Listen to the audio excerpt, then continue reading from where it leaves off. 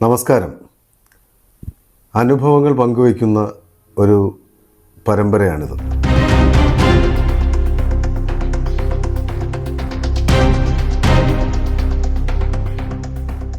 നമ്മുടെ ജീവിതത്തിൽ നാം കടന്നുപോയ അനർഘ നിമിഷങ്ങൾ, ഒരുപക്ഷെ യാത്രയിലോ അല്ലെങ്കിൽ മറ്റേതെങ്കിലും സന്ദർഭങ്ങളിലോ കടന്നുപോയ ജീവിതത്തിൽ ഒരുപക്ഷെ എന്നും നിലനിൽക്കുന്ന ചില ഓർമ്മകൾ, അനുഭവങ്ങൾ, പിന്നീട് നമ്മുടെ കാഴ്ചപ്പാടുകളെ സ്വാധീനിച്ച, കാഴ്ചപ്പാടുകളെ ഒരുപക്ഷെ മാറ്റിമറിച്ച അനുഭവങ്ങളൊക്കെ പങ്കുവയ്ക്കുന്ന ഒരു പരമ്പരയാണിത്. ഞാനിന്ന് പറയാൻ ഉദ്ദേശിക്കുന്നത് ഉത്തർപ്രദേശിലെ ഒരു ചെറിയ ഗ്രാമത്തിലേക്ക് നടന്ന് ചെന്ന് അവിടെ താമസിച്ചപ്പോൾ ഉണ്ടായ ഒരനുഭവമാണ്. 2019 ഞാനും എൻ്റെ സുഹൃത്തായ മനു മാധവനും കൂടി അലഹബാദിൻ്റെ തൊട്ടടുത്തുള്ള നൈനി എന്ന റെയിൽവേ സ്റ്റേഷനിൽ ഇറങ്ങി.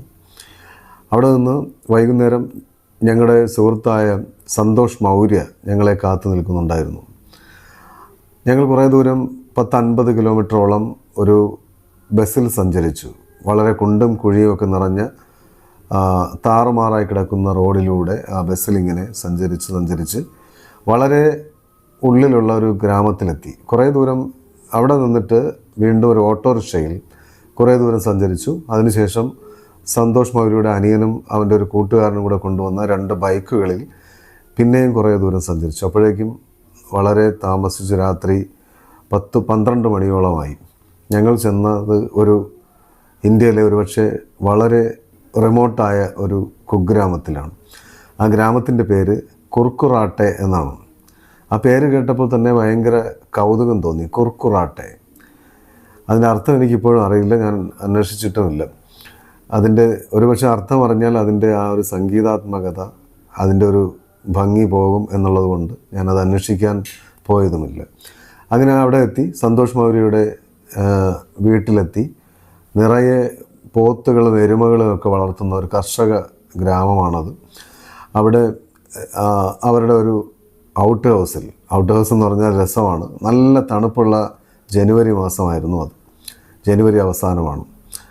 അപ്പോൾ നിറയെ പോത്തുകളുടെ ഒരു തൊഴുത്തിനടുത്ത് മണ്ണ് കൊണ്ട് നിർമ്മിച്ച ഒരു മേൽക്കൂര, പുല്ലുമേഞ്ഞ ഒരു വീട്, തൊഴുത്തെന്ന് തന്നെ പറയാം. അതായിരുന്നു അവൻ്റെ ഔട്ട് ഹൗസ്. അതിനോട് ചേർന്നൊരു കിണറും, ആ കിണറിൻ്റെ നിലത്ത്, അതും പാത്തി കെട്ടിയ, അതിൻ്റെ പാതാരം മണ്ണ് കൊണ്ടുണ്ടാക്കിയതായിരുന്നു. അതിൻ്റെ ചുറ്റും കുറേ പാറക്കല്ലുകളും. ഞങ്ങൾക്ക് കുളിക്കാനൊന്നും പറ്റില്ല, അത്രയ്ക്ക് തണുപ്പായിരുന്നു. രാത്രി കുറേ കമ്പിളിയൊക്കെ മൂടി ആ നിലത്ത് പായ വിരിച്ച് ഇതുപോലെ ഞങ്ങൾ കിടന്നു. പിന്നെ രാവിലെ 5 മണിക്ക് ഞങ്ങൾ ഉണർന്നു. 12 മണിക്കാണ് കിടന്നത്, 5 മണിക്ക് ഉണർന്നു. ഇനി പ്രാഥമിക ആവശ്യങ്ങളുണ്ടല്ലോ. അങ്ങനെ നേരം വെളുക്കുന്നതിന് മുമ്പ് ഞങ്ങൾ കക്കൂസ് അന്വേഷിച്ചു, ടോയ്ലറ്റ് അന്വേഷിച്ചു. അപ്പോൾ സന്തോഷ് മൗര്യയുടെ അനിയൻ ഞങ്ങൾ കൂട്ടുകിടക്കുകയാണ്. അവൻ പറഞ്ഞു അവൻ ടോയ്ലറ്റിലേക്ക് കൊണ്ടുപോകാനെന്ന് പറഞ്ഞിട്ട് ഞങ്ങൾ 2 പേരെയും കൂടി, എന്നെയും മനു മാധവനെയും കുറേ ദൂരം നടത്തിച്ചു. അപ്പോൾ ഞങ്ങൾ വിചാരിച്ചു എന്തെങ്കിലും പൊതു കക്കൂസ്, എന്തെങ്കിലും സംവിധാനം ഉള്ള സ്ഥലത്തേക്കായിരിക്കും എന്ന് വിചാരിച്ചു. അങ്ങനെ കുറേ ദൂരം നടന്ന് ചെന്നപ്പോഴത്തേക്ക് നേരം വെളുത്തു തുടങ്ങി. ഒരുപക്ഷെ നേരത്തെ വെളുക്കുന്ന സമയമായിരുന്നിരിക്കും.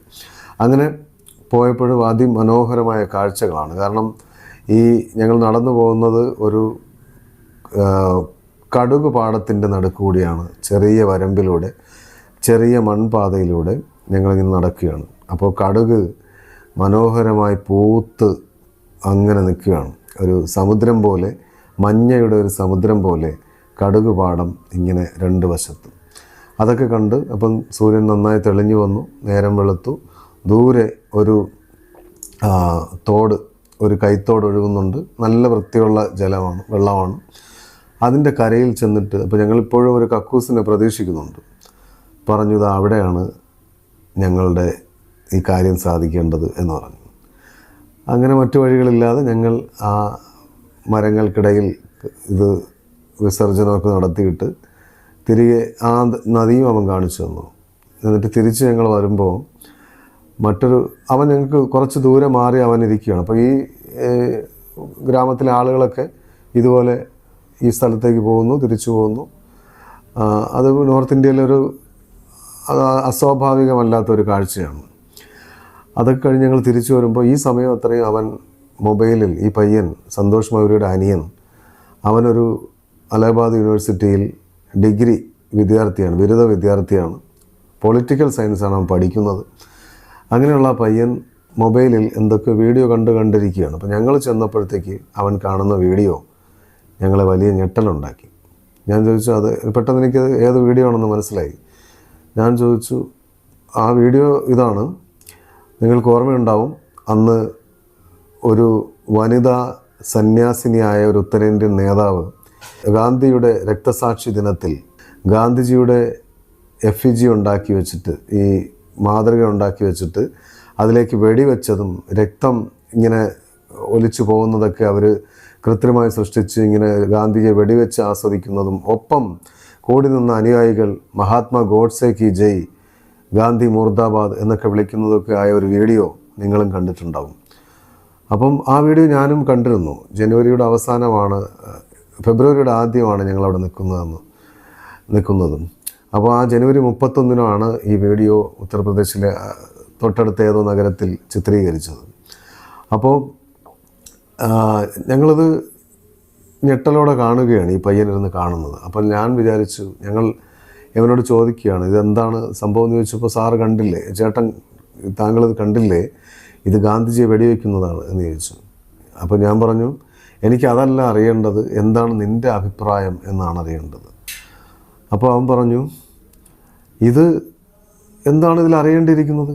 ഗാന്ധിജിയെ പണ്ട് 1948 വെടിവെച്ചു, അതിനെ വീണ്ടും ഇങ്ങനെ വർഷം തോറും ഇങ്ങനെ ചെയ്യുന്നു, അതിനെന്താണ് പ്രശ്നം? ഗാന്ധിജിയെ വെടിവെക്കുന്നു, അതിനെന്താണ് പ്രശ്നം എന്നാണ് ചോദിക്കുന്നത്. അല്ലെങ്കിൽ അതൊരു വളരെ സാമാന്യമായ, വളരെ കോമണായ, യാതൊരുവിധ വികാരമോ പ്രതിഷേധമോ ഉണ്ടാക്കാത്തൊരു സംഭവമായി ഞാനും മനുമാധവനും അത്ഭുതത്തോടെ ആ പയ്യനെ നോക്കിയിരുന്നു. അവനൊരു 20 വയസ്സോ 21 വയസ്സോ പ്രായമുള്ള ഒരു പയ്യനാണ്. അവനെ സംബന്ധിച്ച് അതൊരു നോർമൽസിയാണ്, അതൊരു വളരെ സാധാരണമായൊരു സംഗതിയാണ്. ഗാന്ധിജിയുടെ നെഞ്ചിലേക്കല്ലാതെ വേറെ എവിടേക്കാണ് വെടിവെക്കേണ്ടത് എന്ന രീതിയിലാണ് അവൻ്റെ ചോദ്യം. ഗോഡ്സെ അല്ലാതെ ആരാണ് മഹാത്മാവ് എന്നാണ് അവൻ്റെ ഭാവം. അപ്പോൾ ഞങ്ങളിത് അത്ഭുതത്തോടെ കാണുകയാണ്. കാരണം നമ്മൾ കണ്ട ഗാന്ധി അല്ല ഇത്, ആ ഗാന്ധിയുടെ നാടല്ല, ഗാന്ധിയെ ഫോളോ ചെയ്യുന്നവരല്ല ഇവർ. അല്ലെങ്കിൽ ഗാന്ധിജിയിൽ നിന്ന് കാലം ഒരു ചക്രം തിരിഞ്ഞിരിക്കുന്നു, ഇപ്പോൾ അത് ഗോഡ്സെയുടെ കാലമാണ് എന്ന് ഒറ്റയടിക്ക് ബോധ്യപ്പെടുത്തുന്ന വിധത്തിൽ ആ പയ്യൻ ആ ഗാന്ധിജിയുടെ എഫിജിയിൽ നിന്ന്, ആ കോലത്തിൽ നിന്ന്, വൈക്കോൽ കോലത്തിൽ നിന്ന് രക്തം പോലെ ചുവന്ന ദ്രാവകം ഒലിച്ചിറങ്ങുമ്പോൾ അവൻ്റെ മുഖത്ത് വിടരുന്ന ചിരി കണ്ടപ്പോൾ ഞങ്ങൾക്ക് ബോധ്യമായി, ഇത് ഗാന്ധിജിയുടെ ഇന്ത്യ പോയി കഴിഞ്ഞു, ഇത് മഹാത്മാ ഗോഡ്സെയുടെ ഇന്ത്യയാണ് എന്ന്.